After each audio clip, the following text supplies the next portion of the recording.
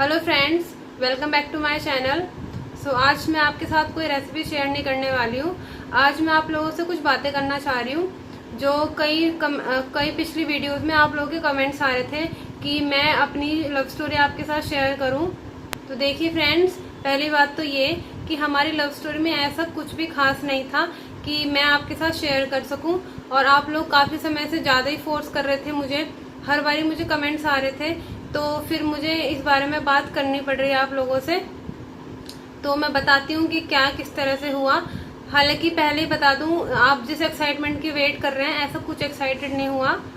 तो चलिए मैं आपसे कुछ बातें कर लेती हूँ। तो बात ऐसी है कि मैं 2013 में 2013 में 12th क्लास में पढ़ती थी। तभी मेरा ट्यूशन लगा हुआ था। तो जहाँ मेरा ट्यूशन लगा हुआ था वहीं पे इनका घर था। तो मेरी एक फ्रेंड के मतलब फ्रेंड थे ये, तो उसके थ्रू हमारी बातें हुई। बातों के बाद फिर मुलाकातें हुई और फिर एक दूसरे को देख के अट्रैक्ट हो गए। तो अट्रैक्ट होने के बाद 2013 में ही हमने घर वालों से छुप के शादी की, कोर्ट मैरिज की। मेरे घर में किसी को नहीं पता था इस बारे में।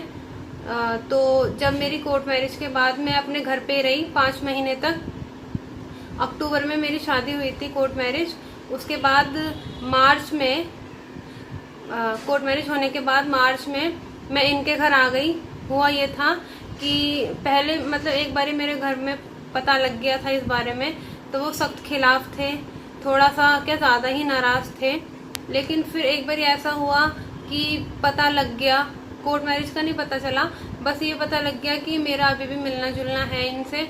तो फिर घर वालों का प्रेशर आने लगा, मैं डर गई, मुझे लगा पता नहीं क्या हो जाएगा। तो फिर मैं इनके घर चली गई, इनके साथ ही चली गई। अपना घर छोड़ के मैं वहाँ चली गई और फिर मैं अपने घर कभी वापस ही नहीं गई। इसका मतलब एक तरह से मैं अपना घर छोड़ के हमेशा के लिए इनके घर आ गई थी। और मुझे तब रियलाइज़ नहीं था कि मैं क्या कर रही हूँ। हालांकि मैं इनके साथ खुश हूँ, कोई मुझे प्रॉब्लम नहीं है, लेकिन मुझे रियलाइज़ नहीं था तब ये बात कि कितना गलत होता है अपने पेरेंट्स की अनुमति के बिना कोई भी काम करना, कोई भी फैसला लेना, और खासकर अपनी शादी से जुड़ा फैसला। तो मैं आप लोगों से भी वो बहुत ज़्यादा मतलब रिक्वेस्ट करती हूँ आप सब लड़कियों से जो मुझे देख रही हैं कि कभी भी अपने पेरेंट्स के खिलाफ जाके कुछ ना करें। उनका ही डिसीजन आपके लिए मतलब सबसे ऊपर होना चाहिए। उनकी बात को सुने समझें, आपके फ्यूचर के लिए बहुत अच्छा सोचते हैं वो। और अगर फिर भी आपको जाना है अपने डिसीजन के साथ, तो उनके सामने अपनी एटलीस्ट एक बारी बात रख के देखिए, क्या पता वो मान जाएं। क्योंकि पेरेंट्स आखिरकार अपने बच्चों की खुशी से ज़्यादा उन्हें कुछ अच्छा नहीं होता। उनके लिए बच्चों की खुशी सबसे ऊपर होती है। तो मैं आगे बढ़ती हूँ। तो शादी करने के बाद मैं इनके साथ ही रहने लगी थी। तो घर वालों से उस टाइम मेरी कोई बातचीत नहीं थी, ना फ़ोन पे बात होती थी, मिलना तो बहुत दूर की बात था।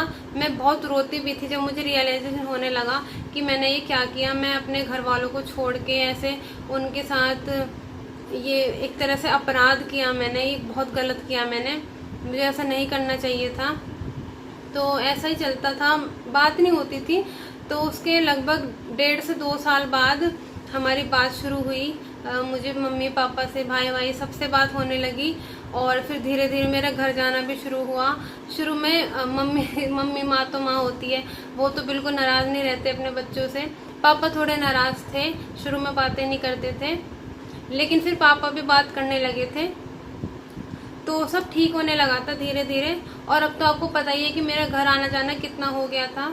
अभी पापा की डेथ हुई थी, बाबा जी की, तो मैं अपने घर गई थी। आप लोगों को पता ही है, वो चीज़ मैं अभी नहीं भुला सकती। अभी भी मेरे दिमाग में वो सब रहता है। मुझे अभी भी बहुत महसूस होता है कि मैंने शायद गलत किया अपने पापा की बात ना मान के। हालांकि कोई दिक्कत नहीं है, लेकिन पापा का, अपने पेरेंट्स का दिल कभी नहीं दुखाना चाहिए फ्रेंड्स। हाँ तो फ्रेंड्स, मैं ये कह रही थी कि सबने मुझे माफ़ कर दिया और मैं खुश थी कि इतना सब कुछ होने के बाद भी मेरे माँ बाप मेरे आगे झुक गए। और अपने बच्चों की खुशी से ज़्यादा माँ बाप के लिए कुछ भी नहीं होता है फ्रेंड्स। तो ये थी मेरी छोटी सी लव स्टोरी, जो स्कूल ट्यूशन से शुरू हुई और शादी पे आके ख़त्म हुई। कुछ भी ऐसा रोमांचक नहीं था जिस चीज़ की आप लोग उम्मीद कर रहे हो। अगर ऐसा कुछ उसके लिए आई एम सॉरी कि आपको कुछ ऐसा एक्साइटमेंट नहीं मिला मेरी स्टोरी में, क्योंकि सबकी स्टोरी इतनी अच्छी नहीं होती है। और मैं बता दूं, आप लोग पूछते रहते हैं कि आप बेबी प्लानिंग नहीं कर रहे हैं। तो ऐसा है कि हमने जब से शादी की है उसके 1 महीने बाद ही हम लोग कोशिश कर रहे थे लेकिन क्या कर सकते हैं, आज तक मुझे कभी मतलब कभी भी बेबी नहीं मतलब कंसीव हुआ है मुझे आज तक कभी भी।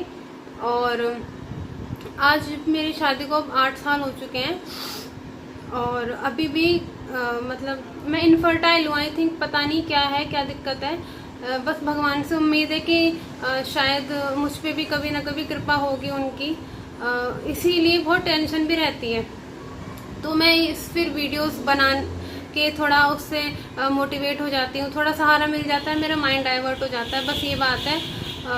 और आप लोगों को तो जो औरतें सारी औरतें हैं, सबको ही पता है कि माँ ना बनने का दुख कितना बड़ा होता है फ्रेंड्स। और दुख तो होता ही होता है, साथ में समाज की जिल्लत भी झेलनी पड़ती है, क्योंकि समाज को कुछ लेना देना नहीं होता हमसे, लेकिन वो क्वेश्चन ज़रूर करते हैं कि अभी तक आपने गुड न्यूज़ क्यों नहीं दी। तो उसके लिए हम लोग ट्राई करते रहते हैं। हम डॉक्टर्स हो गए, भगत हो गए, कोई वैद्य हो गया, कोई दाई हो गई, हमने कुछ भी नहीं छोड़ा, कोई मंदिर कुछ नहीं छोड़ा। लेकिन जब भगवान की कृपा होनी होगी तभी होगी, उनके आगे हम कुछ नहीं कर सकते। बस हम सब्र रख सकते हैं कि जब भी होगा ज़रूर होगा और अच्छा ही होगा। और फ्रेंड्स, एक और बात मैं आप लोगों से कहना चाहूँगी कि आप लोग मेरी वीडियो से बोर होते रहते हैं। ये बात देख के मुझे बहुत दुख तो होता ही है, जाहिर सी बातें होगा। और मैं मानती हूँ कि आप लोग मुझसे अच्छा कुछ एक्सपेक्ट करते हैं, इसीलिए आप मुझे कहते हैं। लेकिन अभी जैसे मैंने पिछली वीडियो बनाई मास्क वाली, तो मुझे लगा था कि शायद मैंने कुछ नया किया है, मे बी आप लोगों को पसंद आए। लेकिन पसंद आना तो दूर, उस पर व्यूज़ तक नहीं आया। उसे किसी ने एटलीस्ट उसे एक बारी किसी ने चांस भी नहीं दिया कि हाँ देखें ज़रा कि क्या किया है, व्लॉगिंग से हटके कुछ किसी ने। और आप लोग मुझे और ये बोल रहे फ्रेंड्स कि मैं एनकरेज कर रही हूँ पब्लिक को कि वे कपड़ा का दुपट्टे का मास्क यूज़ करें। आप लोग ऐसा कैसे सोच सकते हैं फ्रेंड्स, मैं भी तो समाज का हिस्सा हूँ ना, मैं भी तो उन लोगों को देख के ही सीखा है ना मैंने भी कि दुपट्टे से भी मास्क बन सकता है। आप लोग मुझे ऐसे नहीं कहना चाहिए था ना आप लोगों को फ्रेंड्स। चलिए कोई बात नहीं, थोड़ा बुरा लगा, लेकिन हो तो आप लोग मेरे फ्रेंड्स फैमिली, इतना बुरा मैंने नहीं माना इस बात का। लेकिन आप लोगों ने उसे भी सपोर्ट नहीं किया, तो मानो मेरी थोड़ी सी जो ऊपर जाता है ना वो जाता है, जो मतलब कि हाँ कुछ नया करने की कोशिश, फिर जब आप लोगों को रिस्पॉन्स नहीं मिलता है ना तो वो फिर से एकदम से डाउन हो जाता है, तो वहाँ मेरी हिम्मत टूट जाती है। और आप लोग इतना ज़्यादा फोर्स कर रहे थे लव स्टोरी के लिए, इसीलिए मैंने बताया। और लव स्टोरी ही क्या, मैंने बहुत सारी चीज़ें उससे जुड़ी हुई बता दी आप लोगों को। तो बस आज की इस वीडियो में मुझे यही सब कहना था। तो बस फ्रेंड्स, इसके अलावा मेरे पास आप लोगों को बताने के लिए कुछ भी नहीं था। जो सच था वो मैंने बता दिया, और मैंने आपसे कुछ भी नहीं छुपाया है। और मेरी वीडियोस को मोटिवेट सपोर्ट करेंगे तो मैं भी कोशिश करूँगी कुछ नया लाने की। इंसान देख के ही सीखता है फ्रेंड्स। मैं कौन होती हूँ किसी को एनकरेज करने वाली, दुनिया तो बिना एनकरेज करे भी देख ही सकते हैं आप बाहर समाज में क्या हो रहा है। तो उसके लिए आप प्लीज़ मुझे तो एटलीस्ट ब्लेम मत कीजिए, ठीक है फ्रेंड्स। और कभी कभी तो मेरा ऐसा मन करता है ये सब देख के कि मैं वीडियो बनाना छोड़ दूँ, फिर मन में आता है कि चलो चल रहा है, चलने तो जैसा भी है।